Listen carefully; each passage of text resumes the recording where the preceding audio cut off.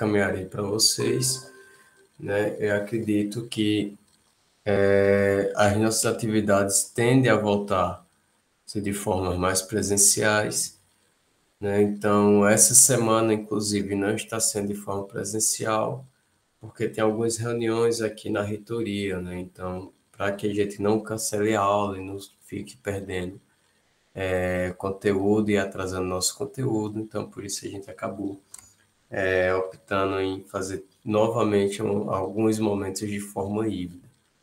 Aqui, querendo ou não, isso vai ser uma tendência agora na universidade, né? Então, sempre que houver um questionamento, uma situação, principalmente com o advindo da melhoria de internet em nosso campus, que ainda não está funcionando, mas a tendência é ir melhorando nesses próximos dias, né? Já que isso é uma promessa do Anilton, que é o responsável por essa parte tecnológica da nossa instituição.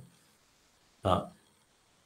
Então, vou compartilhar aqui a minha tela, onde eu vou, inclusive, aqui é uma aula onde eu gosto muito de mencionar algumas informações bem pertinentes no que... Só um momento, gente. No que fica um pouco sem aparentar, né, ao longo do nosso curso, que a gente vem tentando modificar e demonstrar esse entendimento para todos vocês. Principalmente quando a gente fala em alimentação, né? A gente comentou na nossa aula passada, naquela atividade que realizamos, né, que às vezes a gente tem muita informação, muita bagagem já de conhecimento e acaba não conseguindo repassar e entregar, né, no momento que a gente é um pouco pressionado, um pouco exigido, alguma solicitação de informação de uma forma não esperada, né? Então, aqui, por exemplo, é algo que acontece, né? Quando a gente comenta dos tipos de alimentação na nossa agricultura. Basicamente, são de três formas, né? Nós temos o úmido, o semi-úmido e o seco, né? Onde o rejeito de pesca e organismos inteiros é classificado como alimento úmido. Tá? O semi-úmido, que é quando a gente pratica na nossa própria propriedade, né, que a gente faz a nossa propriedade, esse alimento, aqueles massas de dieta, né, ou né, quando a gente fala em alimento seco, que é a nossa própria ração. Então, perceba que existe essas possibilidades de a gente trabalhar a forma alimentar desses indivíduos. Isso é para a agricultura de forma geral, tá? Não só para camarões, né? E quando a gente gosta de relembrar que não tem alimento artificial, né? A gente utiliza, assim, produtos reais, né? Então, de soja, a gente utiliza óleos de girassóis, farinha de peixe, aonde que isso é artificial? Né? É diferente quando a gente diz, não, vou comer uma carne de caranguejo, mas é aquele questão do cane, que lembra, né, um pouco a carne de caranguejo, e a gente sabe que ali é CMS, né, é o resto da carne que apresenta do peixe, nas suas espinhas, que é colocado uma essência artificial, tá? No caso do camarão, a gente não faz isso, quer dizer, no caso geral das reações, a gente não utiliza artifícios artificiais, ó. A gente não utiliza produtos artificiais para sugerir que estamos colocando soja, né? A gente utiliza sim, por exemplo, soja, enfim, outros implementos agrícolas. Então, vamos tentar minimizar essa questão do termo artificial, que a gente não trabalha com nada de mentira, né? E aqui é fato que o alimento é o maior custo no cultivo do camarão. Tá? Isso eu já estou puxando já para a nossa área propriamente dita, nossa área da cacicultura. Né? Aqui é a imagem, deixa eu colocar a pintura.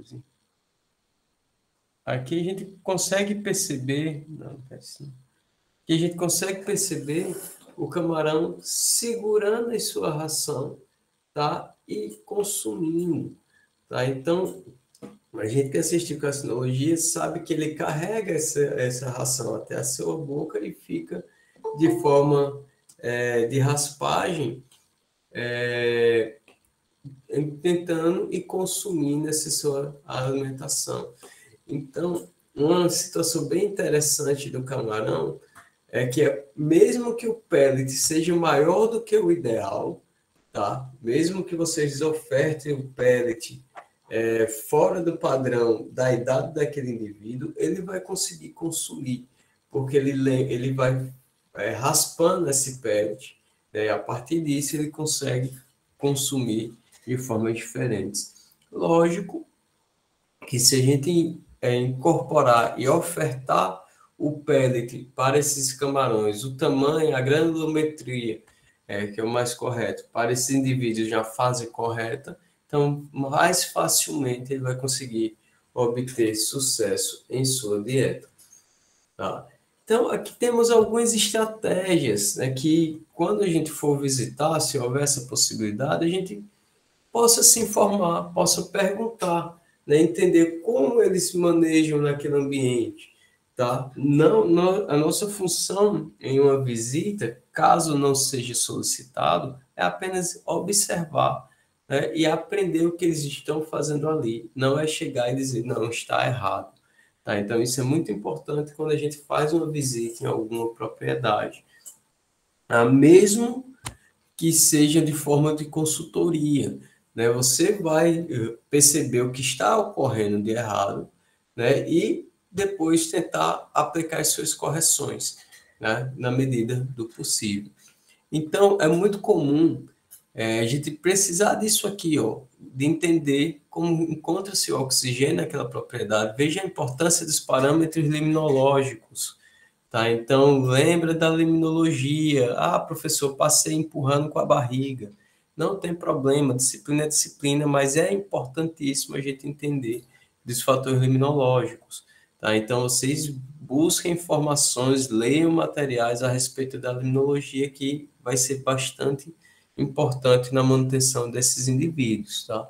Então, o oxigênio, ele influencia na minha alimentação, a temperatura influencia na minha alimentação, tá? A transparência também influencia a minha alimentação. Preciso ter uma facilidade em localizar o alimento, né? Dependendo da transparência, se ela for ocasionada por sedimentos, a pouca transparência for ocasionada por sedimentos, o meu indivíduo vai estar com dificuldade de respiração, porque todo o seu aparelho respiratório vai estar bloqueado por sedimentos que estão à mercê da água, né? Então, isso é importante.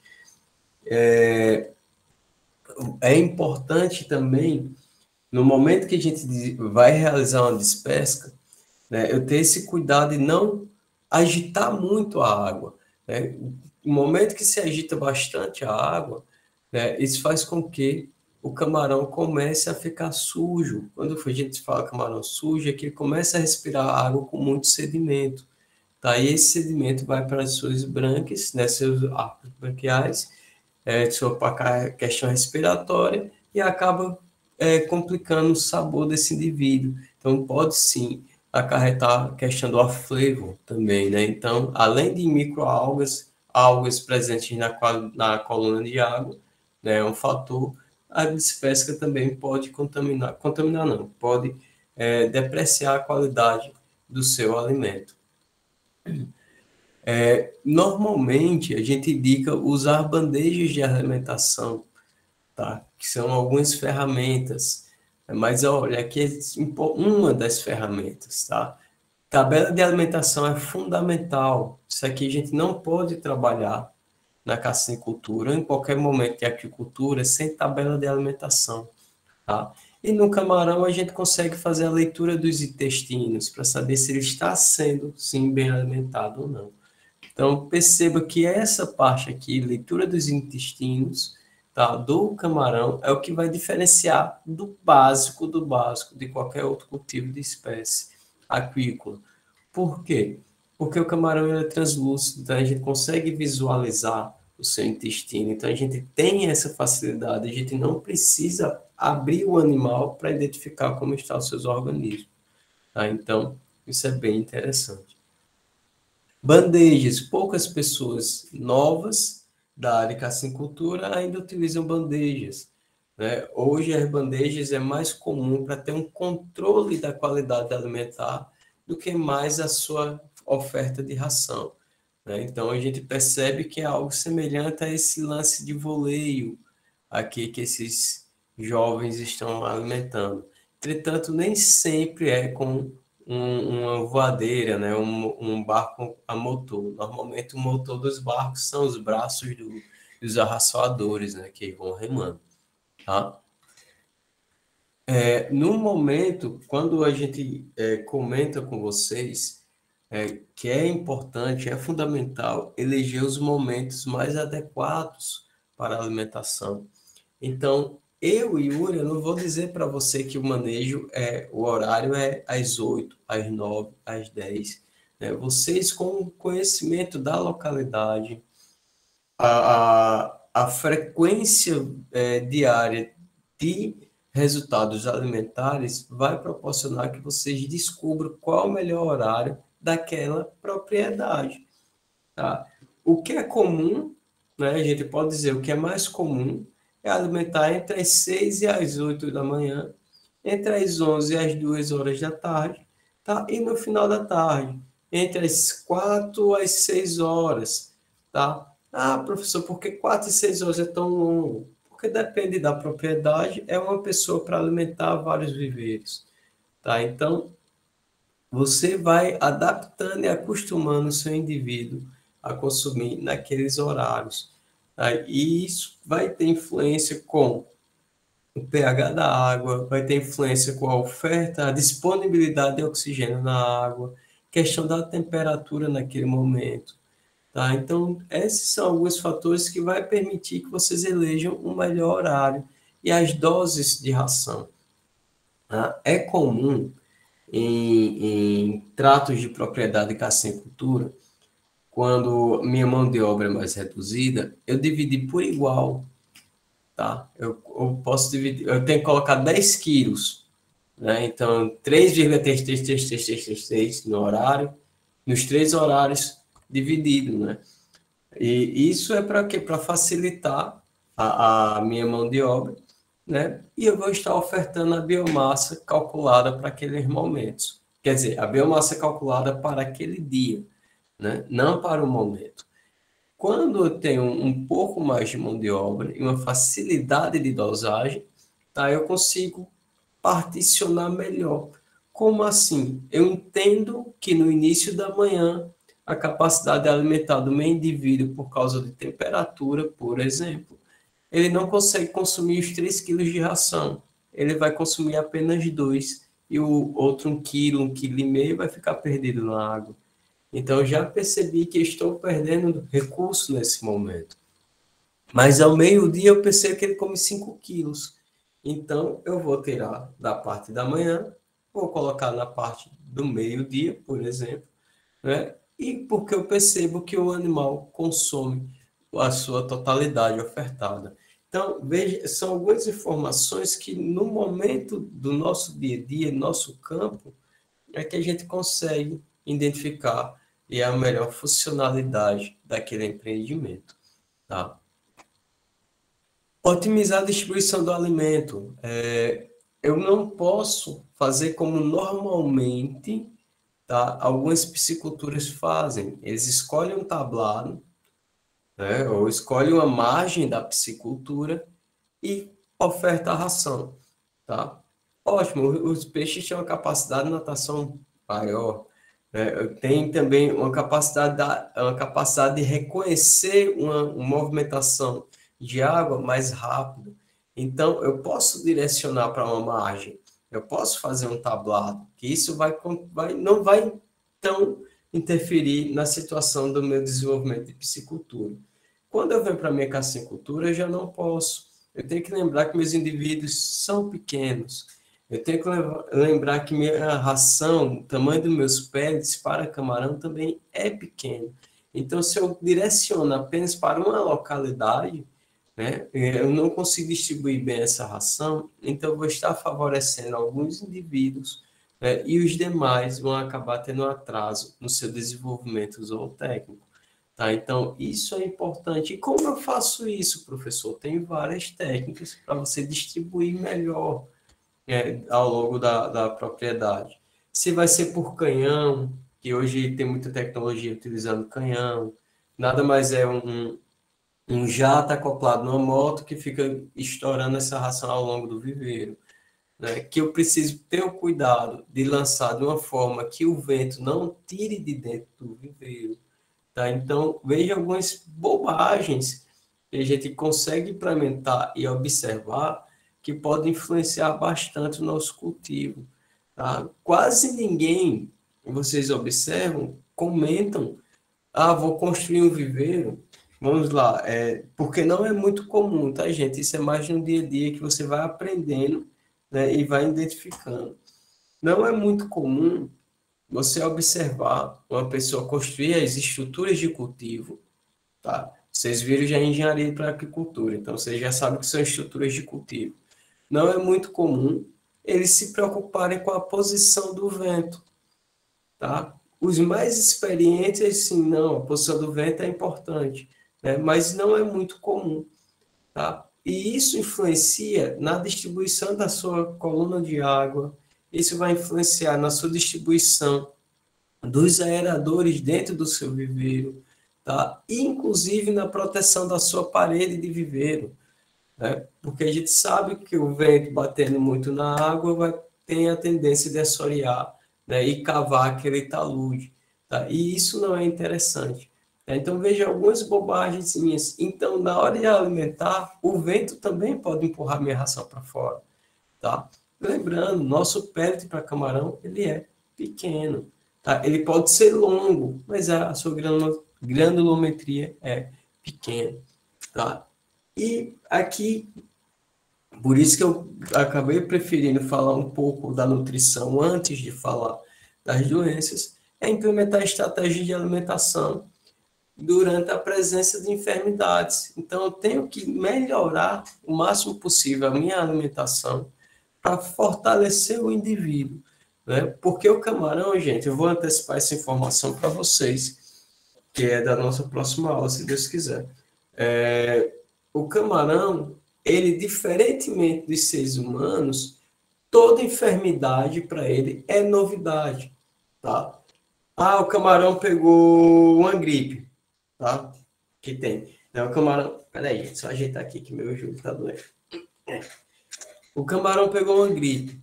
Você alimentou bem, colocou vitamina C na sua ração, que contribui, ácidos graxos, enfim, né? Alguns simbióticos, vamos lá, falar dessa forma. O camarão melhorou, ficou sadio. Vem o mesmo vírus, ele vai adoecer da mesma forma. Ele não tem memória, tá? O sistema imunológico do camarão, ele não apresenta memória. Tá? Por isso que eu não tenho vacinas para o camarão. Tá? A gente tem melhorias alimentares, porque o sistema imunológico do indivíduo ele não consegue gravar aquela informação para combater essas patologias futuras.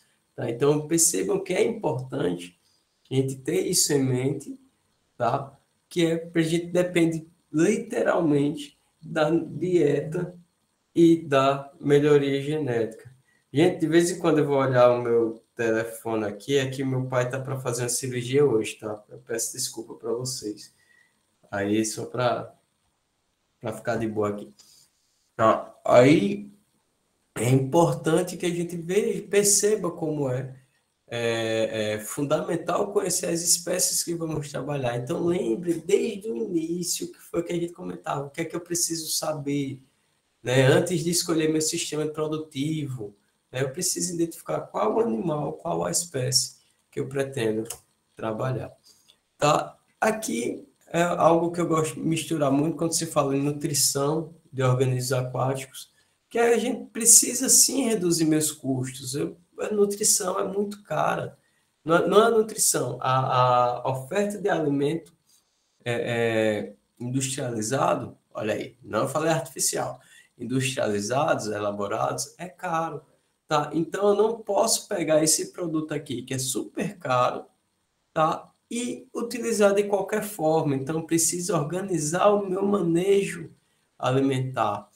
Eu preciso entender que eu tenho que retirar as sobras do viveiro, tá? Vocês já devem ter percebido que se pegar a ração, deixar na água, a sua tendência é ela ir se deteriorando a partir da lixiviação da própria água, tá? E com o tempo começar a aparecer fungos, né? E se eu deixar o meu camarão consumir uma ração com fungo, ele vem a óbito, tá? Ele não tem essa proteção imunológica suficiente para combater este fungo. Então, o que é que a gente faz na cassinicultura? Bom dia, Thalia. O que é que a gente faz na cassinicultura?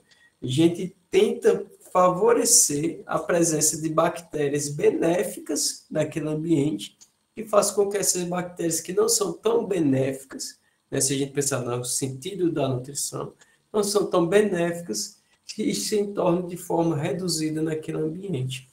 O famoso Yakult, né? Yakult a gente tende, ou Activia, sei lá, a gente tende a favorecer as floras benéficas para o organismo.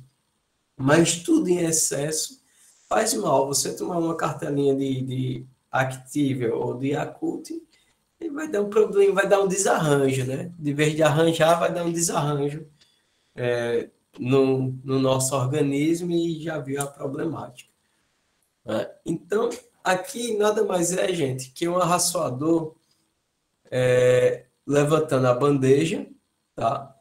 Colocando a ração com o coletor de ração dele e vai liberar essa bandeja novamente ao fundo do viveiro.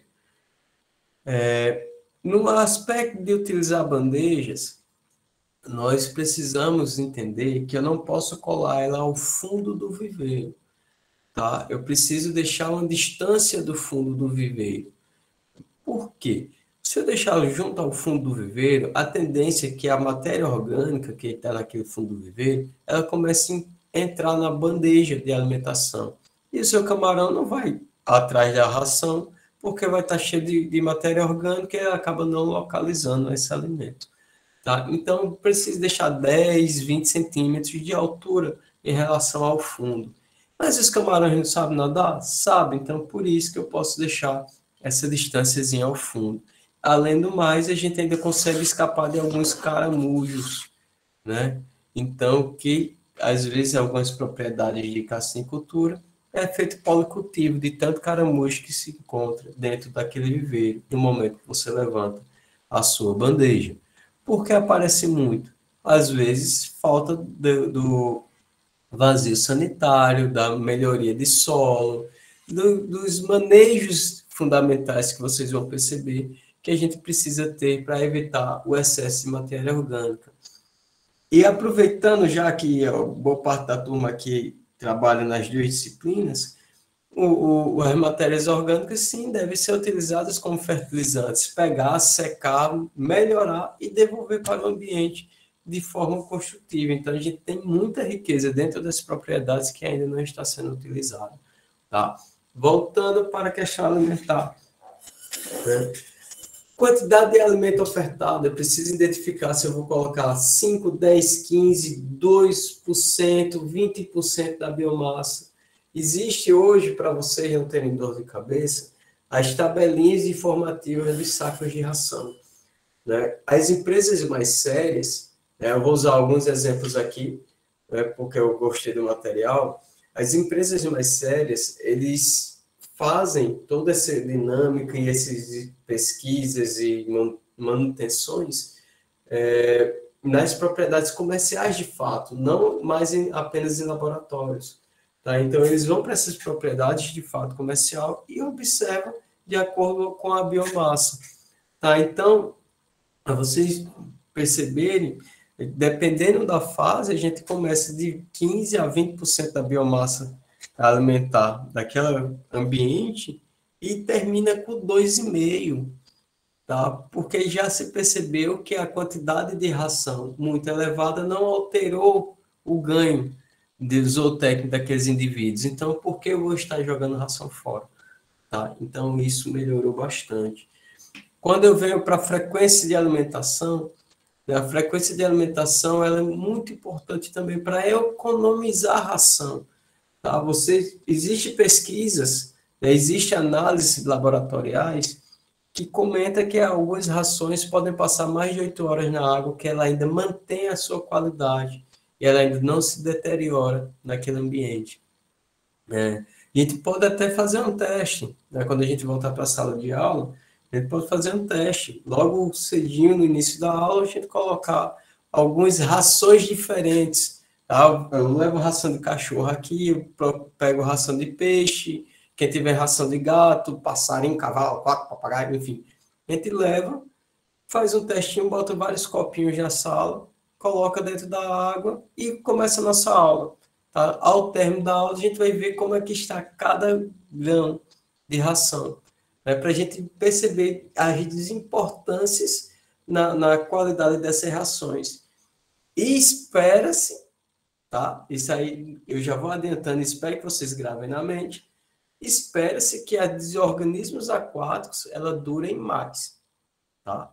Ela dure mais e ela perca menos qualidade dentro da água. Isso é que se espera, tá? Mas, né, vamos observar primeiro o que pode ocorrer. Tudo bem? Ou a gente pode preparar de um dia para o outro também. Só que aí eu acho que o espaço é muito longo, tá? Então acaba saindo um pouco da realidade que a gente quer demonstrar em relação a vida útil dentro de um viveiro. Mas, enfim, isso a gente faz em sala de aula para a gente se divertir um pouco mais. Tá? Horário da alimentação, a gente já comentou que é importante. Método de distribuição de alimento, que eu vou demonstrar para vocês algumas situações que a gente pode... Algumas situações que a gente pode visualizar e perceber que pode melhorar. Tá? Então, vamos lá. Quantidade de alimento devem. Eita, que escrevi errado isso aqui, hein? Quantidade de alimento devem. A quantidade que a gente deve ofertar de alimento, tá, gente? Perdão aí pelo português. Tá? Acomodar as flutuações de curto prazo que ocorrem no apetite do camarão. Ser ajustadas para satisfazer as contínuas mudanças na demanda de ração pelo camarão. Compensar as alterações de temperatura e outras mudanças ambientais, alcançar os objetivos de produção e despesca de empreendimentos de cultivo. Aqui nada mais é que a gente precisa observar o dia. Agora, essa época do ano, a gente fez esse exercício. Essa época do ano, a gente tem que ter muito cuidado. Se o dia começou muito frio, eu não vou poder colocar muita ração. Se o dia começou muito quente, eu oferto a ração que estava programada para aquele horário, né? Ao meio-dia começou, antes do meio-dia, começou uma chuva muito forte, que começou a influenciar a minha qualidade de água. Lembre que uma chuva para influenciar a qualidade de água tem que ser uma senhora chuva, com ventos muito fortes também para diminuir a temperatura da água. Ah, professor, está chovendo, mas não alterou nada. Então, você pode manter as suas condições de oferta de ração. Lembrando que você vai ter que ter mais cuidado, porque a sua ração já vai estar sendo molhada no momento que você estiver levando. Tá? Então, a tendência é você ter o risco de perder ração no caiaque. Tá? Porque quando você jogar na água, lógico, a água da chuva, a água do viveiro, vai fazer o mesmo efeito. Tá? E tudo isso é objetivando a nossa despesca. Não adianta você alimentar, né? Eu quero despescar com 40 gramas, mas eu não estou ofertando ração para isso. Então, vamos observar seu sistema. Você está utilizando o sistema para isso? Sistema extensivo? Então, não usa ração. Semi-intensivo? Né? Então, é intensivo. Então, eu preciso identificar, entender, para poder satisfazer minha oferta de ração. Então, a gente tem várias situações. Né? Quando a gente se fala frequência alimentar, aqui eu estou demonstrando uma imagem de um cidadão de bem levantando uma bandeja de ração, tá? que a gente pode fazer de vários modelos, pode ser de PVC, de rodela de pneu, enfim. A gente tem vários modelos que a gente pode utilizar. O ideal é nunca ofertar de uma vez única, tá? A ração, botar os 10 quilos na bandeja de uma única vez, por primeiro motivo, que a gente sabe que vai depreciar. Segundo motivo, o peso é muito grande, tá? Então fica difícil para o arraçoador erguer essa bandejinha. Ela vazia, gente, dependendo do tamanho, ela vai estar pesando já em torno de 2 a 3 quilos. 2 a 3 quilos em uma única bandeja, ótimo. Mas quando eu tenho que levantar no mínimo 100 bandejas dentro de um viveiro, né, colocar a ração e soltar lentamente para a ração não sair da bandeja, né, então isso chega a ser um pouco mais cansativo, né, então é importante a gente ter isso em mente. A frequência alimentar, como a gente... Oi, Nisete, pode falar. Bom dia.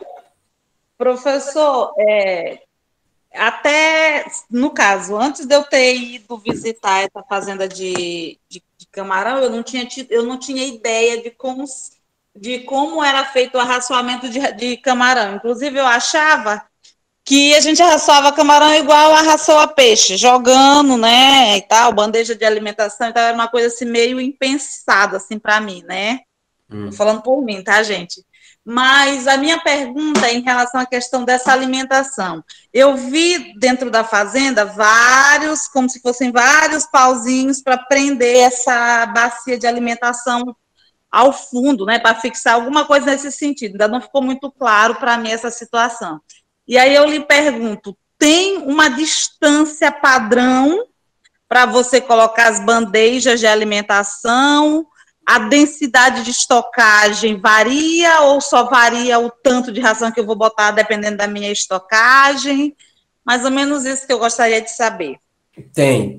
De acordo com a densidade de estocagem, se significa o número de bandejas, né? A cada 10 camarões a mais, você aumenta 100 bandejas, dependendo do viveiro, de 10 a 100 bandejas entre as suas distâncias, né? Então, a densidade de estocagem é o que define o número de bandejas dentro do viveiro. Lembrando que algumas propriedades, tá? Deixa eu só botar aqui. Algumas propriedades, ela, de acordo com a sua utilização e percepção da bandeja, eles utilizam apenas como monitoramento, não mais como fonte principal de ração, tá? Então, o que isso quer dizer? Se uma propriedade dentro do viveiro eu tinha de 100 a 200 bandejas, tá? Eu comecei a fazer sorteios, né, de posição para colocar a ração naquela bandeja apenas para monitorar se o camarão está consumindo ou não. Por quê? Porque eu deixei de utilizar a bandeja como foco principal e comecei a lançar feito peixe, como fosse semelhante a peixe, sem ter um local específico. Então, depende muito de propriedade para propriedade. Tem uma distância, não é regra, mas tem uma distância convencional que é para você igual, você vai pegar todo o seu viveiro, tá? E vai cortar ele de formas iguais. Então, a tendência é que, vamos supor, que no momento que você particionar seu 1 hectare de lâmina d'água, eu vou precisar de, a cada 100 metros, colocar uma bandeja. Então, você vai fazer a cada 100 metros daquele ambiente, ou 10 metros, ou 20 metros daquele ambiente, vai ser de forma semelhante, tá? Só que não fica exatamente a cada 3 metros, 4 metros que a gente tem um erro, tá? Mas tem essa distância também, que é para no momento que vocês vão se locomover dentro do viveiro. Tá? Então, se eu estou lá na canoa, com as bandejas estão muito próximas, é difícil para o arraçoador passar entre elas. Tá? Então, até isso também é levado em consideração. Tá bom? Professor, mas tem alguma coisa que me diz a respeito da eficiência do uso ou não da bandeja? Tem Ou sim. depende da propriedade, ou depende da minha espécie? Aqui, ó, fator de conversão alimentar. Porque, no caso, o ato de você utilizar a bandeja, você consegue ter a maior eficiência no controle de ração. Tá? No ato de eu não utilizar a bandeja, eu faço a minha biometria, né? A minha biometria determina que eu tenho que lançar por dia 40 quilos de ração naquele viveiro, tá? E eu sempre vou estar lançando mais, né? Então, 40 quilos de ração nessa semana, fiz uma biometria, fiz novamente o cálculo, deu para 60 quilos de ração por dia e assim por diante. Só que eu não estou observando se o camarão está consumindo totalmente aqueles 60 quilos, 40 quilos. Tá? Eu não tenho como minimizar isso, porque eu estou a olho nu. A questão da bandeja, se eu coloco 10 quilos e percebo que ali, no momento que eu retorno essa bandeja para a superfície, eu vejo que dos 10 quilos, né, que tem umas continhas, tem uns... Esqueci o nome daquela calculadora japonesa, que é algo parecido com aquilo que normalmente se utiliza. Eu percebo que ali está sobrando ração para aquela bandeja, da minha linha de 10 bandejas de viveiro, eu percebo que minha bandeja 8, não está, o camarão não está comendo muito. Então, eu já não coloco mais 10 quilos ali, eu coloco 7. E quando eu chego no final, eu anoto os 7 quilos. Eu anoto que eu reduzi. Então, esse ato de permitir que eu reduza faz com que eu tenha uma melhor eficiência no controle de ração. E isso significa que eu vou ter menor custo no final do cultivo. Tá? Basicamente, seria essa a função, de fato, da minha bandeja. E sempre eu vou ter ração de boa qualidade na bandeja, porque eu vou estar retirando a ração antiga. Ah, era isso que eu ia lhe perguntar. Pronto. Eu retiro. No caso, se eu lanço dentro do viveiro diretamente, eu não tenho a possibilidade de retirar a ração velha. Velha, assim, de uma frequência alimentar anterior. Né? E com a bandeja, eu retiro essa ração, sim, de dentro. Além de monitorar seu camarão, né? No momento que você sobe uma bandeja, se ela estiver cheia de camarão dentro, significa que eles estão, sim, indo atrás dessa ração e significa que a bandeja, naquele momento, naquele local, está tendo um resultado eficiente. Tá? Normalmente, Nisete, só para concluir essa questão da bandeja, você reduz muito o uso de bandeja porque não tem mão de obra. Tá? Se eu não estou com mão de obra suficiente, então não dá tempo de lançar a ração em todas as minhas bandejas. Então, se você visitou e viu que tem várias estaquinhas, a tendência são muitas estacas por viveiro, né? Então, de 100 a 200 estacas. Não lembro se é na aula de hoje ou se é na próxima, que vai mostrar o número de estacas, mais ou menos como a gente demonstra, como a gente elabora. Professor, mas se eu não tenho mão de obra suficiente para eu trabalhar com esse sistema de bandejas, né? É uma boa ideia eu tentar trabalhar o meu viveiro, de repente, na parte central com bandejas e distribuir a ração de outra forma no viveiro, ou é melhor eu usar só uma técnica? Você pode utilizar as duas, Nisete. Agora, não localizando as bandejas, né? Porque, no caso, como você utilizaria as bandejas seria de forma de monitoramento de ração. Né? Então, você distribuiria, mesmo um número menor, tá? Mas você distribuiria ao longo do seu viver essas bandejas, que é para você não focar a localização desses camarões em um único ponto. Né? Então, por quê? O local, a tendência de onde se tem muita bandeja associada, a tendência é que se tenha mais matéria orgânica naquele ambiente, naquele local onde você instalou suas bandejas. E isso pode proporcionar uma queda de oxigênio naquele local. Então, o meu camarão pode estar deixando de ir na bandeja porque ali está ruim de oxigênio.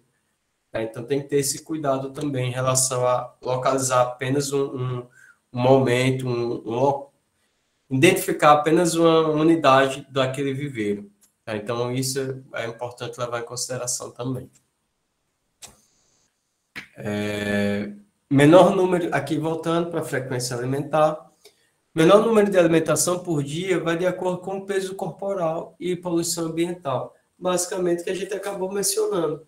Né? Então, o meu tamanho de indivíduo, às vezes eu percebo que ele consegue, quanto maior o camarão, a tendência é menor frequência alimentar. Ah, professor, como assim? Imagina o seguinte, quando a gente é gurizinho, a gente come, só toma café da manhã e almoça e janta, a gente consegue resistir essa distância inteira de 4 a 5 horas de uma refeição para outra? Acho difícil, né? A gente começa a chorar, começa a reclamar. Na nossa idade, a gente, quando vai para a universidade, quer a hora do cafezinho, intervalo para fazer um lanchinho, para aguentar até o almoço. Não é assim que funciona? Então, quanto menor o camarão, maior a necessidade de frequência alimentar ao número do dia. Tá? Quanto maior o camarão, menor essa frequência alimentar. Porque vocês vão perceber que o meu trato intestinal dele, o intestino do animal, vai continuar totalmente preenchido. Vale salientar que o camarão, ele é facilmente enganado. Você lança a ração para ele, ele libera sua excreta. Se você for no ambiente e retirar a ração antes que ele consuma, ele dá a volta e tenta absorver novamente a excreta para consumir o máximo possível daquela formação nutricional daquele alimento. Tá? Então, isso é importante também que a gente tenha esse certo cuidado. Por isso que determinar o melhor horário e treinar melhores horários facilitam na manutenção dessa melhor forma corpórea dos indivíduos. Aqui, ó, maior número de alimentação pode resultar em maior ganho de peso, melhor FCA, menor lixiviação, menor competição de alimento. Tá? Então, rapidão, Carlos, só concluir aqui. Então, isso significa que você não vai perder ração. Se eu não perco ração, meu alimento está mais saboroso, está mais atrativo. Tá? Eu posso melhorar meu FCA, posso melhorar, porque se você particiona mais a ração, a tendência de perda de ração naquele ambiente é menor. Então, para vocês terem ideia, quando as propriedades são muito automatizadas, são de 6 a 8 vezes que são alimentados por dia. Tá? Já foi determinado que a cada 2 horas não diferencia de a cada 4 horas, tá? Mas pessoas preferem na forma de ganho zootécnico, para ficar claro. Na forma de ganho zootécnico, se alimentar a cada 2 horas, ou seja, 12 vezes por dia, né? Não diferencia se alimentar 4 vezes por dia. Entretanto, influencia no meu cálculo de FCA, porque eu perco menos ração quando eu tenho mais frequência alimentar. Tá? Fala, jovem. Professor, só repete dessa parte aí ele libera excreto aí, que eu não entendi muito bem. Quando ele visualiza a dieta dele, ele tem o entendimento que ele vai consumir, almoçar, né, pegar a ração dele, ele libera seus excretos, dá a sua cagadinha. Quando você percebe que você retira a ração e ele não consegue consumir, ele, para não ficar com fome e aproveitar o máximo do alimento possível, ele volta e consome a sua própria excreta. É onde a gente tem um problema de bacteriose, tá? Que isso a gente comenta mais à frente quando for falar doenças, mas aproveitando, é onde a gente tem um problema principalmente com gregarina. Gregarina é uma bacteriose que acaba com todo o intestino do camarão. Né? Aí você alimenta ele bem e ele faz sua excreta. Nessa sua excreta, a partir do tratamento nutricional, ele libera essas gregarinas na água. Tá? Só que você deixa ele com fome, ele volta e consome essa excreta e se reinfesta com essa bactéria. Tá? Então, percebam como é perigoso também deixar um animal, né, como o camarão, com fome. Ele vai aproveitar o máximo possível daquela nutrição que ele tem na sua excreta. É isso, Jovem, que você não tem entendido? Sim, beleza, agora eu entendi. Tá bom. Então, vamos lá. Aqui é umas perdas por lixiviação. Isso aqui é um amigo nosso, né, fez esse trabalho junto com o Alberto Nunes, no Ceará, e percebeu a perda de proteína e a perda de gordura no momento dentro da água. Então, veja, isso aqui, gente, para ração para animais aquáticos, tá? Então, veja como é importante esse intervalo entre as dietas, tá? Então, aqui, Niseto, para você ter uma ideia, eles utilizaram 8 bandejas durante 3 dias consecutivos. Apenas 8 bandejas para fazer essa análise, tá? A distância das bandejinhas aqui, ó, aqui eles fizeram um pezinho, ou seja, elas não são enterradas nesse caso, aqui é através de boias, tá? Elas são fixadas como esse lastro, né? E ele era colocado dentro da água, esperado para ver o tempo de perda de nutrientes por lixiviação. Então, perceba que no nosso gráficozinho, na nossa aqui, ó, no meu eixo X são as minhas horas, tá? Meu eixo Y em relação à perda de nutrientes, ou de gordura, ou de proteína. Tá? Então, percebam que aqui, dentro de 1 hora, eu perdi em torno de 37% da minha proteína bruta dentro da minha ração. Tá? Após 4 horas, eu acabei perdendo mais 8,9 e assim por diante ao longo do nosso cultivo. Na minha gordura, da mesma forma, eu perdi 8%, depois mais 8% e assim por diante, foi diminuindo com o passar do tempo. Né? No final da história, né, quando os cálculos, após o cálculo que eles fizeram, a proteína bruta, né, eles perdem, em média, 39% dela na ração, né, enquanto a gordura eu perco menos. Então, vocês percebam como é importante aquela questão da frequência alimentar e da qualidade da minha ração. Né? Então, se a minha ração é de baixa qualidade, eu vou comprar mais baratinho porque eu não vi diferença. Aquela marca é ruim, aquela marca não sei o quê. Vou fazer minha ração. Isso é importante também para o pessoal que fala fazer ração na própria propriedade. Tá? Vocês têm que entender que a elaboração de ração ela passa por uma série de sequências e de ações, né, de aquecimento, de pressão, se for o caso, de secagem, enfim, que é para ela durar o maior tempo possível dentro da água, tá? Tanto ela sendo extrusada ou pelletizada, né, ela é feita de uma forma que ela dure o maior tempo possível dentro daquela água, para que isso permita que você tenha um maior intervalo entre as dietas. Se isso não fosse possível, a tendência era o que acontece com o xilito. Né? Se a gente pegar um xilito e colocar na água, eu acho que ele não dura 10 segundos. Ele se desmancha. Né? A ração não pode fazer isso. Por quê? No momento, aproveitando a pergunta da Nisete, tá? Agora em relação às bandejas.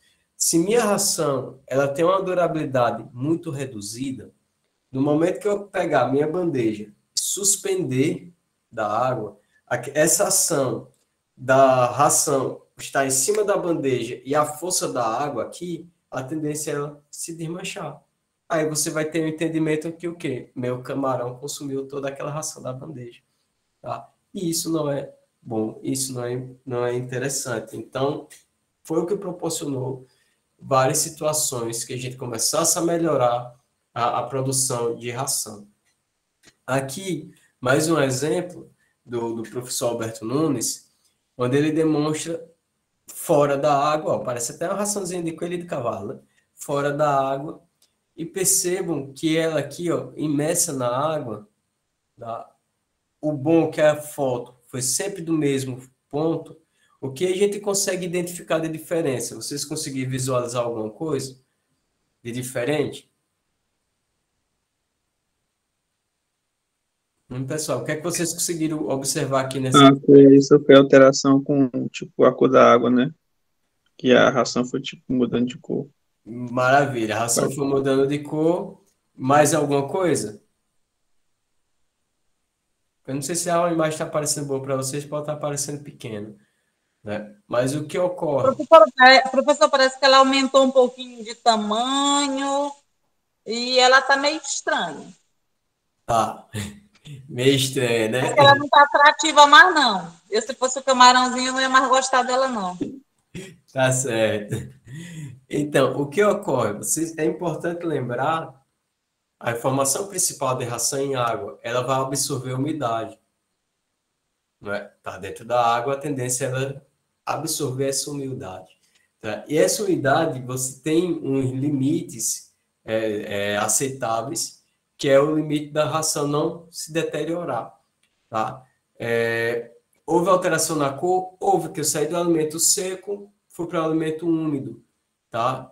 Coloquei água, então a tendência é essa cor realmente perdendo. Então, estou perdendo óleo, estou perdendo gordura, como vocês perceberam no teste, estou perdendo proteína. Tá? Então, a qualidade da ração está diminuindo através da lixiviação. Mas um fator importante aqui, que não houve nessas imagens, eu não estou vendo a ração ela se deteriorando de forma em pó. ela mesmo dentro da água, ela permaneceu o formatozinho do pellet. Ou seja, eu perdi qualidade de ração, mas o pellet se manteve estável.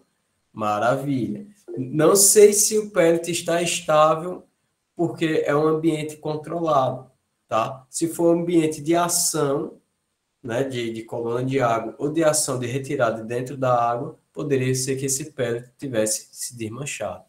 Fala, jovem. Não, era basicamente isso que eu ia falar, porque aí é uma situação controlada, não tem Uhum. ondas, não tem água, movimentação de água. Aí a gente Correto. não tem certeza, né? Correto. Por isso é que a imagem, o importante é que a gente perceba que ele ganhou líquido, né? Ela ganhou umidade, tá? Mas se manteve intacto. Maravilha. Se vai ter outras ações, é necessário ter outras análises, outros testes, para a gente poder observar melhor, né? Mas a tendência, de fato, vocês percebam aqui que a gente sempre pensar em trabalhar com intervalo de 4 horas, tá? Porque é um intervalo que permite o descanso do seu funcionário e que consiga cobrir toda a sua propriedade, tá? Então, eu acho que eu estou fazendo gesto com a mão, não sei se está aparecendo, mas consiga atender toda a sua propriedade e isso vai garantir que nenhum camarãozinho fique com fome, tá? Então, aqui algumas características. Aqui eu estou com a imagem de um Pinus monodon, tá? Não é bem cultivado aqui no Brasil, mas é um Pinus monodon bem cultivado na região asiática. Então, o que eu preciso entender, né, para que a minha dieta e o meu camarão chegue com facilidade à bandeja alimentar? Eu preciso entender que eu não enxergo bem, tá? A visão do camarão, ela não é boa, tá? Então, ele precisa de estímulos químicos, tá? Então, quando a gente brinca aquela questão, fazer ablação, não é mais tão eficiente, mas fazer ablação na larvicultura, mas é porque tem um estímulo químico da fêmea que permite que o macho consiga localizá-la com mais facilidade, tá? Em relação à ração, eu preciso ter o cheirinho, né? Vamos falar assim, o cheiro agradável. Por isso que é importante a gente trabalhar com alguns incrementos, como farinha de peixe. Já se tem o interesse em substituir farinha de peixe por farinha de insetos? Tem, mas tem que ver esse resultado. Recentemente, o pessoal conseguiu substituir farinha de peixe por farinha de frango, né? Dizem que o resultado foi interessante.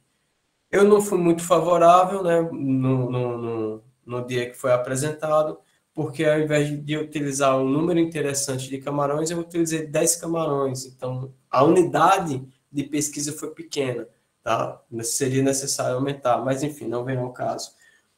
Mas já há a tentativa de substituir por causa do preço, tá? Então, eu preciso imaginar isso. Detecção e gestão lenta, né? Eu demoro muito, gente, muito para consumir minha ração. Não é à toa que você consegue tirar foto do camarão segurando aqui, ó, o pellet. Aqui não, né? Segurando o pellet aqui. A gente não consegue ver um peixe, né? O peixe, quando vê a ração, dá aquela incorporada.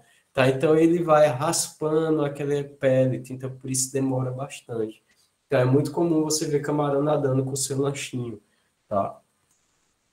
Proventículo com pequeno volume, ou seja, eu não tenho muito volume para aguentar grandes números de ração, tá? Então, ele demora em torno de 2 a 4 horas para ir ao balete, ou seja, para evacuar, tá? Então, o que permite isso? Permite que a gente tenha um entendimento que a frequência alimentar não adianta ser de hora em hora, porque o meu camarão não vai conseguir aproveitar o máximo nutricional daquele alimento, porque eu demoro em torno de 2 a 4 horas para poder ter essa evacuação gástrica, né? Então, ele demora um pouco mais para ter essa questão nutricional e o buchinho dele, ó, bem miudinho, tá? Então, por isso acaba tendo essa questão temporal importante, forma para a gente se alimentar. Isso aqui, gente, essa informação aqui, ó, é super importante para a gente trabalhar com camarão, tá? Porque mais de 4 horas a gente sabe que o camarão pode correr risco de fome, tá? Então, entendam Por isso a necessidade desse intervalo. Qual o período que a gente passa mais fome no camarão? Período noturno. Subentende-se que a temperatura vai baixar, essa velocidade dele de absorção nutricional vai reduzir também, tá? Então, você tem esse vazio alimentar, né? Que vai de 6 horas até as outras 6 horas, em média, né? Então, é bem longo. Mas se eu tivesse condições e a propriedade permitir, daria para arraçoar também sem problema algum. Sou bentônico, tá? Isso dificulta, principalmente em relação aos peixes, tá? Então, eu não vejo o camarão consumindo, isso me dificulta, por isso a ideia da bandeja é interessante, tá? Ele gosta de se enterrar, tá? Então, viveiros escavados têm essa tendência. Por que eu não posso deixar excesso de matéria orgânica no viveiro? Depreciação de oxigênio, porque eu tenho a ideia que o camarão se enterra, então isso acaba prejudicando também sua questão alimentar. Ele consegue sim se adaptar a dietas elevadas de proteína, que isso contribui para que ele tenha um melhor resultado, melhor aproveitamento daquelas rações. Embora que eu não tenha uma necessidade real de utilizar 45% de proteína, eu posso utilizar menos. Entretanto, eu tenho que complementar com outros alimentos naquele ambiente, ou seja, alimentos naturais, tá? Então, isso facilita também. Apetite é influenciado pela temperatura. Como a gente comentou em alguns momentos anteriores, a temperatura influencia muito o camarão, tá? Inclusive mais do que o próprio peixe, né? Porque se você pegar um camarão e colocar ele num copo com água gelada, ele vem a óbito. O peixe não vem a óbito com um copo de água gelada, né? Ele diminui toda a sua capacidade respiratória, todo o seu ímpeto de vida, mas ele se mantém vivo. O camarão, ele vem a óbito em um copinho de água, tá? Lógico, tamanho do animal, quantidade de linfa, tudo isso acaba influenciando. Mas estou demonstrando que por ele ser pequeno, tá? A temperatura tem uma ação mais rápida no corpo desse indivíduo do que um indivíduo um pouco maior, como o peixe. A alimentação das primeiras semanas de cultivo. Aqui a gente está dando uma entradinha em algumas informações. Deixa eu ver se eu não estou botando o carro na frente dos bois, gente, só um momentinho. Mas aqui a gente vai dar algumas informações em relação às nossas pós-larvas, tá? Onde a gente comentou na nossa aula passada. Nas nossas aulas passadas, falamos de larvicultura, falamos dos cuidados que devemos ter, tá? E agora vamos falar no momento que vamos receber nossa pós-larva, tá? Os cuidados que eu tenho que ter em relação à dieta dessas pós-larvas, tá? Então, eu posso utilizar, lembre que a gente comentou, podemos utilizar 3 formas de cultivo, né? O povoamento direto, o monocultivo, é monofásico, né? O povoamento bifásico, através de berçários ou tanques iniciais, ou trifásico, quando eu utilizo berçário, tanques iniciais, né? Ou intermediários e tanques de engorda. Aqui estamos vendo um berçário convencional, onde temos a tela de proteção aqui, que facilita o aumento da temperatura dentro desse ambiente. Em algumas propriedades aqui, normalmente está batendo 50 graus de temperatura, tá? Ou seja, a pessoa que está aqui com essa ideia na cabeça, ela não pode passar mais de 20 minutos aqui dentro, de 20 a 30 minutos aqui dentro, porque ela vai entrar em choque térmico. Então, tinha um nosso que ele gostava de levar os alunos para dentro do berçário. Eles diziam, gente, quem quiser ficar aí dentro acompanhando a aula, pode, eu vou ficar aqui lá de fora. Alguns alunos se metiam a besta e passavam mal por causa da temperatura. Aí ele aproveitava e explicava o motivo disso, né? Embora, quando se tem uma atividade muito longa aqui dentro, tá? Essas laterais, elas são abertas, tá? Quando não são de laterais abertas, que não tem essa possibilidade de erguer essas laterais, como estufas de orquídea, por exemplo, Na frente, aqui, e no outro lado desse berçário, existem portas que vocês têm que deixarem abertas para o vento circular. Tá? E é um momento que você aguenta um pouco mais dentro desses locais. Quando eu venho para o enredo... Estamos aprendendo na prática, né? Sim, senhora, aprendendo na prática. Principalmente que se no ato dele abrir uma porta e deixar a outra fechada, todo esse ambiente aqui ele vai embora, porque o vento é muito forte e acaba levantando essa armação de estufa. Tá? Então, até nisso tem que ter um certo cuidado, senão acaba tendo prejuízo na propriedade. E aqui no Reis é só aquele velho cuidado com sol, né? Sol, blusão, chapeuzinho. Então a gente vai tendo essas atividades. Em relação à dieta, o que o senhor quer falar? A gente começa aqui, ó. Alimento natural, rotíferos, copépodes, artêmios, tamanhos variados, tamanhos uniformes. Isso não é muito interessante. Eu preciso que minhas larvas tenham, minha pós-larva tenha tamanho uniforme, tá? Porque a partir do tamanho uniforme, eu sei a quantidade e o tamanho que eu posso colocar desses alimentos vivos aqui para esses indivíduos.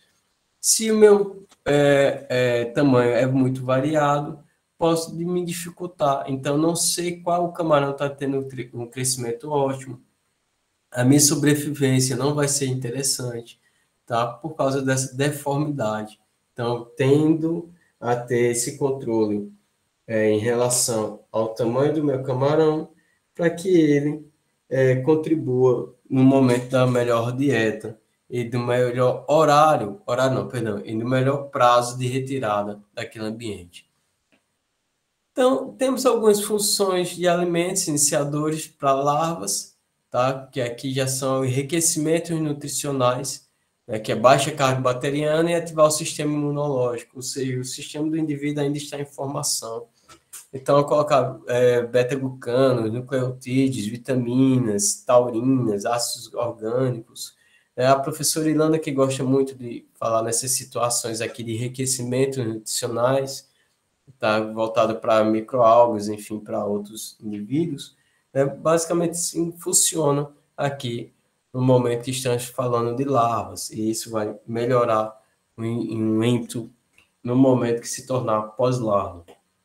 Aqui tem umas sugestões, tá? Do tamanho dos pellets, tá? Então, 3 milímetros, tá? Em torno de PL4 a PL10. Então, vamos lá, então 13 miligramas que eu vou colocar dessa dieta. 5 milímetros, de 4 a 22 miligramas, já estou em PL11, PL20, tá? Aqui 26 milímetros, ou 8 milímetros, 26 miligramas, PL21 a PL32. Aqui, no caso, já estou a cada 1.000 PLs, estou colocando 300 gramas, tá? Aqui, só para vocês verem o cálculo em relação a isso aqui, tá, gente? Cada PL aqui, 250 PLs, coloco 45 gramas, e assim por diante, tá? É uma tabelinha que vem sugerida nos sacos de rações, mas vocês podem adaptar de acordo com o conhecimento de vocês e perceberem a dieta como vai funcionando. Novamente, aqui é uma tabela feita em relação ao cultivo em reixos, tá? Quando eu não tenho zooplâncton, ou seja, eu sou dependente totalmente da ração, né, do alimento industrializado. Então, eu estou dizendo aqui para vocês que eu estou alimentando a cada 2 horas, tá? Nesse race, tá? Que é um ambiente mais controlado, ou seja, 12 vezes ao dia, tá? Então, eu fui observando aqui em relação à nossa taxa de alimentação. Tamanho das minhas gramas, tá? Eu começo com um camarão de 0,030 gramas, tá? Minha biomassa total desse race é de 3 quilos. Percebam, gente, essa informação é muito importante para vocês. Percebam que eu tenho camarões de 0,030 gramas. Minha biomassa total nesse race é de 3 quilos. Tá? Mas eu tenho 1 milhão de pós-larva. certo? Veja a quantidade de pós-larva e a quantidade de quilo que eu tenho naquele ambiente, tá bom? Sem sobreviver no meu primeiro dia e assim por diante. Com o passar do tempo, eu vou imaginando que minha sobrevivência vai diminuindo, tá? É a tendência natural de perder camarão, tá? Minha biomassa, a tendência é ir crescendo, mesmo com a mortalidade desses indivíduos, porque estamos crescendo, né? Fase de crescimento desse indivíduo, tá? E aqui minhas dosagens, ó, miligramas por larva, que a gente mencionou anteriormente, e minhas dosagens diárias foram aumentando de ração por ração. Isso foi o quê, professor? Foi do nada? Não, isso aqui é muito tempo já analisado, e dependendo da ração utilizada, da forma de manejo, são algumas tabelinhas que podemos ter como relação. Então, veja, uma parte aqui que vocês não podem esquecer é isso aqui, ó. Eu comecei com 28% da biomassa, ou seja, minha quantidade de ração foi baseada aqui, ó, em 3 quilos, tá? Então, em 3 quilos, minha biomassa, em torno de 28% dessa biomassa, ou seja, no meu primeiro dia, 70 gramas a cada 2 horas. E assim por diante. E essa biomassa eu vou diminuindo com o passar dos dias até tirar desse ratio, tá? No caso aqui, utilizei 24 dias de exemplo. Então, se eu continuasse com 28% da biomassa, o número de ração ia ser muito grande aqui no final, né? Então, isso é importante que vocês tenham entendimento, tá? Que pode ser, sim, reduzido diariamente. Então, por isso, perceba aqui, eu reduzi diariamente, depois eu passo um bom tempo. Um bom tempo, um bom tempo, um bom tempo, e assim por diante. Quem determinou isso? O funcionário e o engenheiro da localidade, porque ele percebeu que o camarão não estava crescendo, estava sobrando, demorando para comer ração. Então, eu mantenho aquela ração. Acabou muito rápido a ração, então eu comecei a colocar mais rações, tá? Quer dizer, a reduzir mais a ração. Então, isso a gente tem que ir observando no dia a dia, principalmente porque aqui foi um ambiente bem controlado, não foi em um viveiro, tá? Foi um raceway, que é nada mais, nada menos que pode ser um sistema de concreto em uma estufa, mas é um ambiente grande, tá? Então, é importante que vocês tenham isso em mente. Ou um berçário, também poderia ser um berçário, teria essa mesma eficiência. Aqui, por exemplo, né, no racing, perceba que o racing aqui, ó, não, mas é que o ambiente controlado está protegido, totalmente controlado, porque meus indivíduos são pequenos e eu quero o melhor resultado possível. Então, perceba a minha densidade aqui, ó. Eu tenho 1,8 PL por litro, tá? Isso é 1,8 mil PL por litro, tá, gente? Período de 45 dias, 89% de sobrevivência, né? Foi aumentando a minha densidade de estocagem, diminuir meu dia, aqui, ó, minha sobrevivência, e aqui um fator importante para a gente, meu peso médio, bem mais reduzido do que minha densidade aqui.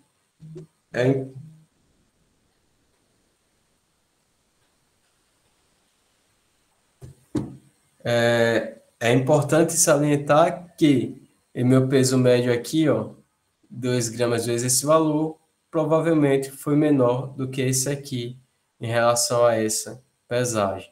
Porém, o meu indivíduo saiu bem menor quando a minha densidade de estocagem é mais elevada, tá? Então, isso é importante que a gente tenha em mente, que eu vou precisar de mais tempo para esse meu indivíduo ficar maior.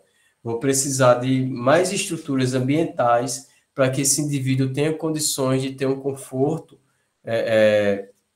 um conforto térmico, não, um conforto no local do ambiente, né, para que ele consiga se desenvolver melhor. Então, nem sempre aumentar a biomassa de estocagem vai nos dar melhor resultado. Então, tenham cuidado com essas informações, tá? Aqui estou saindo do racing, estou no berçário. Estou falando agora que estou trabalhando no cálculo de berçário, tá? 2 rações por dia na primeira semana e depois 4 rações por dia. ou seja, rações, 2 tipos de rações diferentes eu estou utilizando aqui, tá? Ou seja, já estou tentando trocar a minha ração pulverizada em pó por ração de pellet, para ver se o camarão já consegue capturar essa ração, tá? 1.000 camarões por metro quadrado, minha biomassa de 10 quilos inicialmente, tá? Então, grama camarão dia, eu coloquei 0,005 gramas, ou seja, que vai me dar 50 quilos de ração por dia neste berçário, tá? E isso vai acumulando.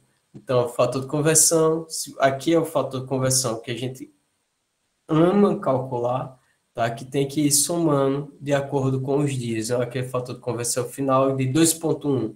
Eu tenho que ver toda a média que isso aqui deu para ver o fator de conversão real, de fato, tá? Mas é importante que vocês visualizem que eu venho sempre em relação com a biomassa calculada para esse indivíduo diário. Tá? Então, isso eu quero que vocês tenham em mente, que a gente pode sim alterar ou pode manter mais tempo possível. Tá? Vai depender dos seus resultados de ganho de crescimento desses indivíduos.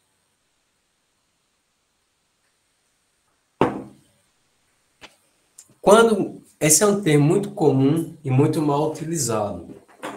Consequência de quebrar a capacidade de carga, né? Você fala muito capacidade de suporte, mas suporte de quem? Né? Suporte de lixiviar a ração, suporte de depurar toda a excreta liberada pelo camarão, suporte de conseguir consumir toda a matéria orgânica daquele ambiente pelo viveiro, tá? Então, tem que entender o que você quer falar de capacidade de suporte, tá? Então, normalmente a gente fala capacidade de carga, a carga que aquele ambiente pode tomar e o camarão não vinha a óbito. Então, um exemplozinho aqui, o carrinho todo, sua capacidade limite já passada, né? E isso acabou levando a óbito os camarões. Então, às vezes, a gente pensa em estar ofertando ração com nível de proteína mais elevado, vai ser interessante para o camarão. Mas lembre, quanto mais proteína tiver na ração, maior quantidade de lixiviação de nitrogênio e fósforo você vai estar colocando naquela água. Tá? Então, isso tem que ficar bem claro também, que pode dar uma reação não tão interessante para a gente. Perceba que é aumento de amônia, aumento de nitrato, aumento de gás sulfídrico, né? Então, isso não é interessante para o nosso ambiente. Não sei se vai aparecer para vocês, mas aqui são algumas faixas ideais, né, nutricionais que podemos colocar nas nossas rações, né? Agora aqui é só como sugestões, então não vou me aprofundar, que aqui é uma disciplina à parte, mas é só para vocês perceberem que temos algumas sugestões já na literatura, no fator comercial também, que vem a contribuir com o desenvolvimento desses indivíduos. Então, fatores ambientais que podem consumir, né, alterar o consumo desse alimento. Oi, pode falar, Zé. Rapidinho, professor, só antes do senhor mudar completamente o tema, só mais uma perguntinha. Professor, quando o produtor ele está usando o alimento vivo associado nos dias iniciais, né, da pós-larva, o senhor já vivenciou alguma situação de como esse alimento, como esse alimento vivo é produzido, se ele é produzido dentro do próprio ambiente, né, de cultivo, se ele vem de fora, se ele é congelado? Qual que seria essa situação para uso do alimento vivo com a pós-larva do camarão? Tá, se for imaginando um reiço e um berçário, ele é semelhante à eclosão de artêmia, que a gente realiza em laboratórios da UFMA, por exemplo. Ele também é fornecido como biomassa de artêmia congelada, que se compra biomassa de artêmia congelada e vocês liberam isso dentro do berçário, tá? Entretanto, quando a pós-larva é muito pequena, se ela ainda é aquela PD4 por aí, é mais interessante os náuticos mesmo, por causa do tamanho e a facilidade de captura desses indivíduos, né? A biomassa de artêmia congelada, tá? Ela já é para PLs um pouco maior, PL10, por exemplo.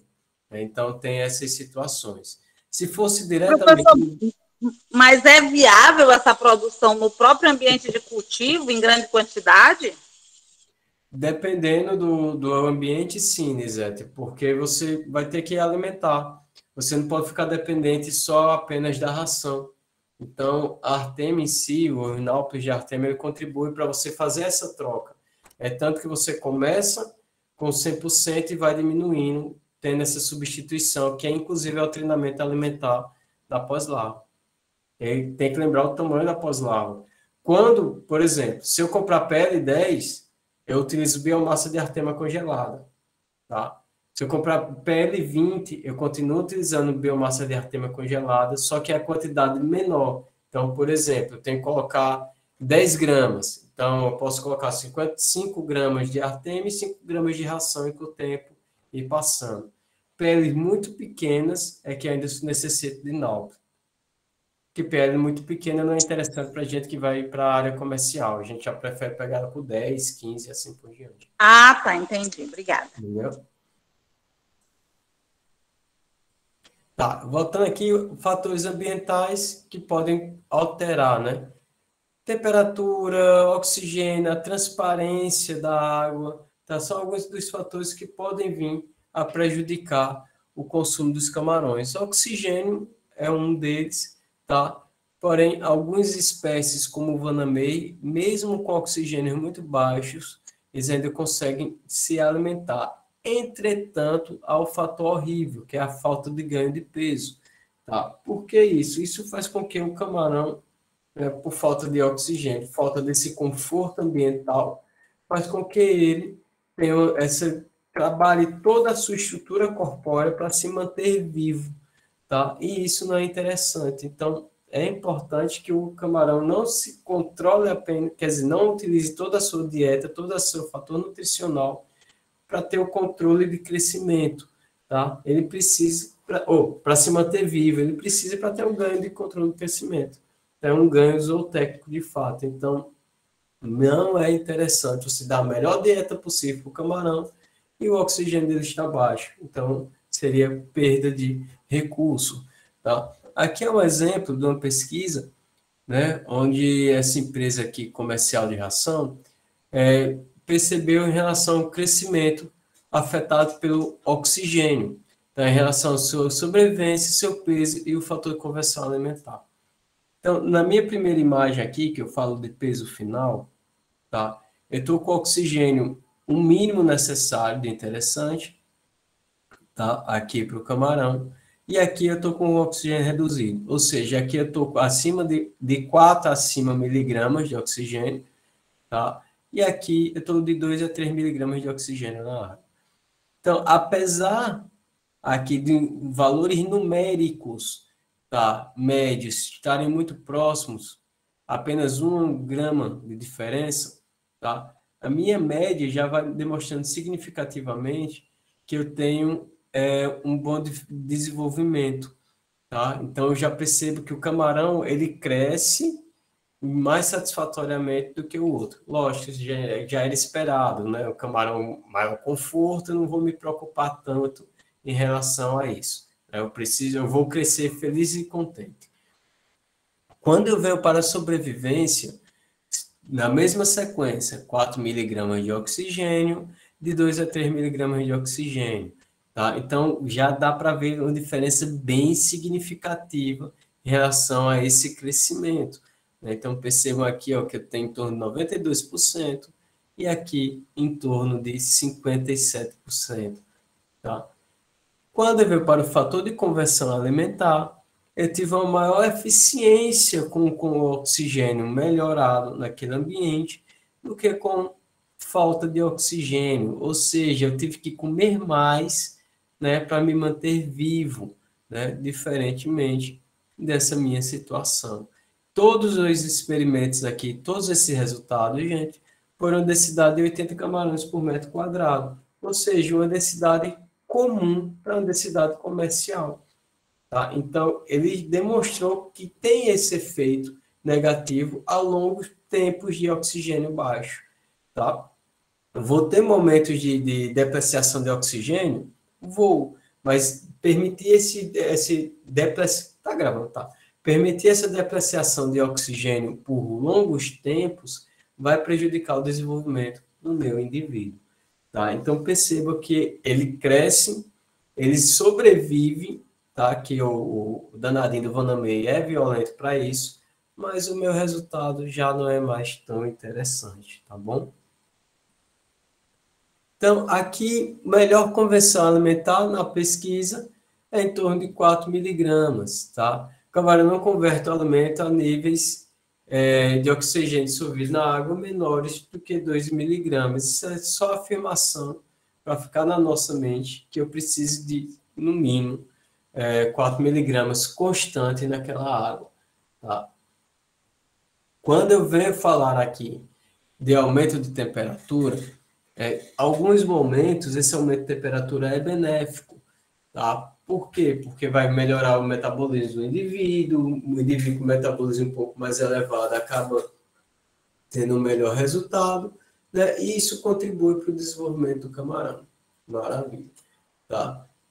Entretanto, quando tem uma alta temperatura, né, o fator de conversão alimentar pode terminar em enfermidades, tá? Porque você aumenta, preste atenção, se eu vou aumentar o ímpeto alimentar do indivíduo, tá? Consequentemente eu vou pegar mais ração, massa. Aumentei o metabolismo dele também, vou aumentar mais excretas, massa. Consequentemente, eu vou depreciar mais rapidamente a qualidade de água, correto? Se eu estou colocando mais ração, estou tendo mais excreta naquele ambiente, e acabei não renovando a água da mesma forma, né? Eu deveria aumentar também a capacidade de renovação daquele ambiente. Não fiz isso, então proporciona a presença de novas enfermidades advindo do estresse do camarão. Ah, professor, como assim? Adoro esse exemplo. Estou muito estressado, Ave Maria. Começa a ter problemas de gripe, começa a fungar um pouquinho, começa a sentir o corpo mole, muito estresse faz isso com a gente. Uma sala nossa de aula muito cheia, com o ar-condicionado desligado, alguém vai chegar em casa doente, tá? Alguém vai chegar em casa de alguma maneira meio fraquejado, né, em relação à sua saúde, né? Então, perceba que isso acaba incomodando, né? Então, é importante que a gente tenha esse conforto térmico também para o indivíduo. Aqui, essa parte é a parte que eu mais gosto de mostrar. Aqui, gente, são alguns experimentos, tá? Ah, professor, experimento não leva à realidade. Aqui mostra a importância de a gente alimentar o camarão, gente. Ó, intestino vazio antes do experimento, né? O camarão ele apresenta 12 gramas, tá? E se alimentou de 3% do seu peso corporal. 3 vezes ao dia, ou seja, uma dosagem, uma oferta de alimento por dia. É muito pouco. E aqui, ó, tudo isso aqui dele, ó, tá transparente, tá? Isso aqui, deixa eu pegar aqui e dar uma riscadinha. Isso aqui era para estar assim, ó, completo de ração, tá? Então, veja como é importante a gente entender o peso corpóreo que o camarão vai receber por dia, de acordo com o seu tamanho, senão vai ficar na fome, tá? Intestino vazio, aqui, intestino cheio, você perceba, deixa eu botar esse aqui tá mais fácil. Intestino cheio, aqui, ó, a linhazinha consegue visualizar, e ele começando a excretar aqui, evacuando suas fezes, tá? A sua excreta se inicia em torno de 90 a 105 minutos, a 24 de temperatura, tá? Quando eu estou a 34 de temperatura, eu excreto com menos tempo, de 20 a 35 minutos, tá? O cabo no calor aqui fica com dor de barriga, né? Isso, eu não sei se isso acontece com a gente, né? Não vou lembrar, não. Mas, enfim, o estômago dele aqui, o intestino, né? Eu trato dele totalmente vazio, em torno de 4 horas, tá? Muito quente, em torno de 2 horas, tá? Sobras depois de 2 horas, de 30% a 70%. Aqui, de 5% a menos 10% com altas temperaturas. Então, isso significa o que para a gente? Que a gente tem que ter o cuidado no momento do dia. A gente percebe que está um dia muito quente, aferir a temperatura da água, oferta mais ração para esse coitado, que ele vai ficar mais tempo de estômago vazio. Tá? Aumenta, se tiver água disponível, aumenta a renovação de água, para fazer com que aquela água que esteja no ambiente não esteja tão quente. Tudo que a gente fala aqui em temperatura, tá, é em relação à temperatura da água, tá, gente? Então, lembre bem disso. Já fizemos vários testes que o pessoal não sabia aferir a temperatura da água, tá? Então, é importante que vocês tenham esse conhecimento também, tá? Então, temos aqui 3 grupos de Van der Mey como experimento de temperatura, né, onde percebemos também em relação às sobrevivências e os fatores de conversão alimentar. Minha temperatura elevada, minha sobrevivência foi mais reduzida, fator de conversão alimentar mais elevado. Então, percebam que eu vou ter um fator de conversão alimentar mais elevado, mas isso é ruim. Meu FCA não pode ser alto. Quanto mais perto de 1, melhor.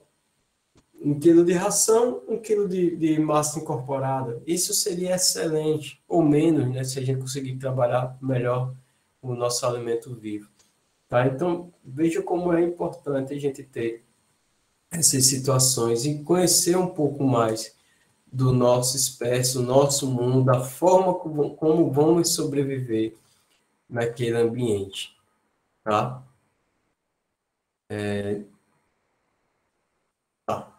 Então, aqui, indo também em relação às concentrações de amônio e nitrito com temperaturas elevadas, e percebe também que eles acabam sendo mais elevados. Por que, gente, minha amônia...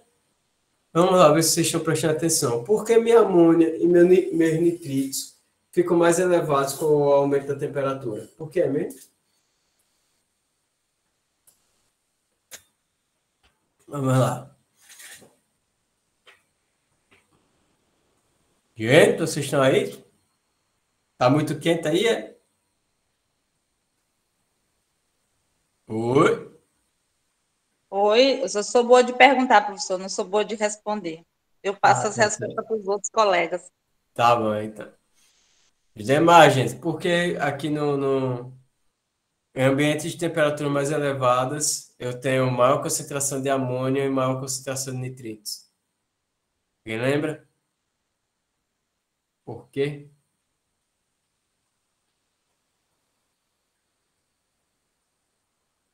Bora, pessoal.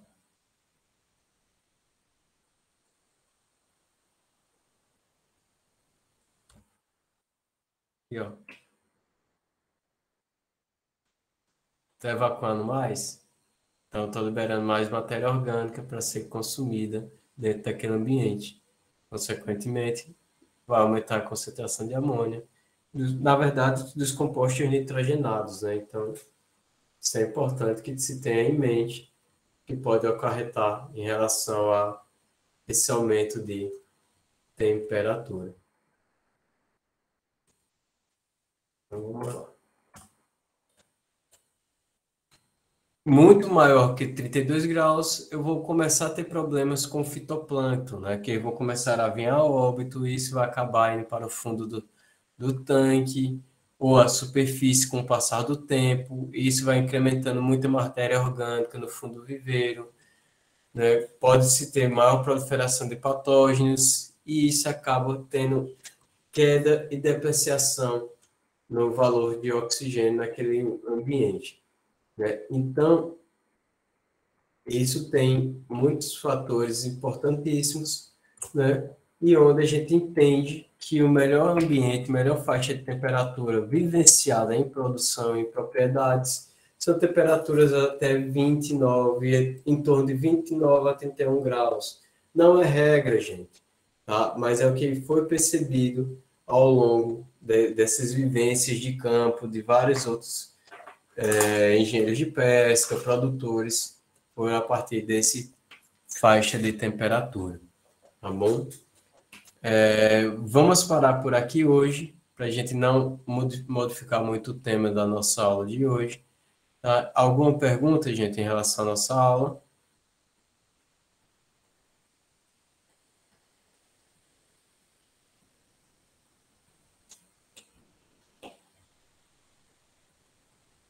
Tá, ok. Então, já que não há pergunta, vocês estão liberados e até a próxima semana. Possivelmente, na próxima semana, vão ser de corpo presente.